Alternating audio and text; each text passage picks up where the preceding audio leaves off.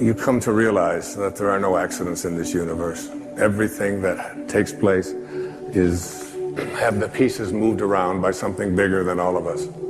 And so it was called the I Am Discourses. And I quote from the I Am Discourses. The first expression of every individual everywhere in the universe, either in spoken word, silent thought, or feeling, is I am. The student, me, you, all of us, endeavoring to understand and apply these mighty yet simple laws must stand guard more strictly over his thoughts and expression in words or otherwise. For every time you say, I am not, I cannot, I have not, you are, whether knowingly or unknowingly, throttling that great presence within you. You must be conscious of how you use these words. I am. I am strong. I am well. I am content. Even if your senses tell you something different, you'll see that putting the words I am in front of something into your mind and imagination is a very powerful way to attract into your life, recognizing your own divinity. If you want to accomplish anything, which means to become an extraordinary level of consciousness person, you must first expect it of yourself. You must see yourself and be unafraid to say to yourself, I am connected at all times to my source, to the divine mind, to the Tao, to God, to that which is the creator of all. I am a part of it.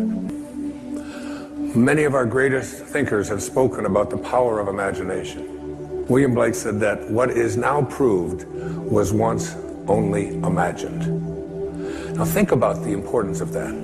If you want to have something show up in your life, the kind of person you would like to become, manifest something new into your life, something powerful, whatever it might be, you obviously must first be able to imagine it. Your imagination. This is yours and yours alone. You can place anything into your imagination that you want to place there, independent of what anybody else says about it, independent of what your senses tell you, independent of all the evidence that may be to the contrary. You can place into your imagination an I am that represents what you would like to attract into your life and make it come into fruition. Einstein's most famous quote, one of his most famous observations, he said, imagination is more important than knowledge. Knowledge is limited. Imagination encircles the world.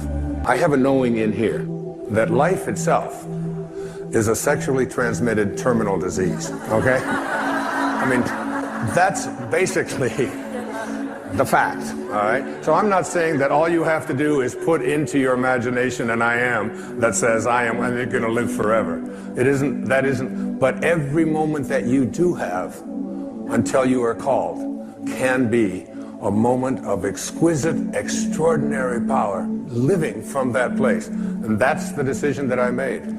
I have never felt so powerful as I have the last several years, since I recognized the power that I have in my imagination to place something there and live from it.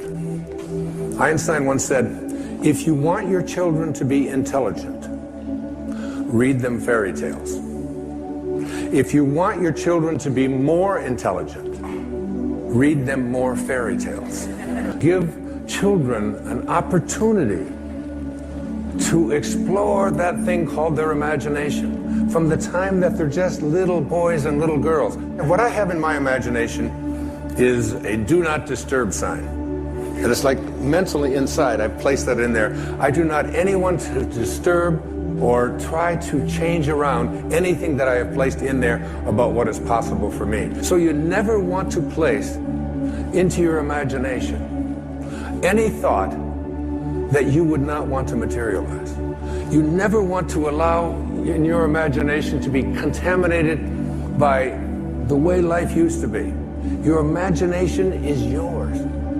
Don't let any other people influence you. never allow people's ideas about what is possible or impossible for you to occupy your imagination.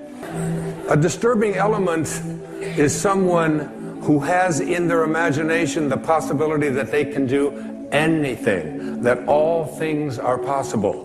We're placing into our imagination a world that we want to live in that has no limitations and that is based on living from a place of love and kindness and God consciousness and spiritual awareness, divine mind at work. I believe it's possible.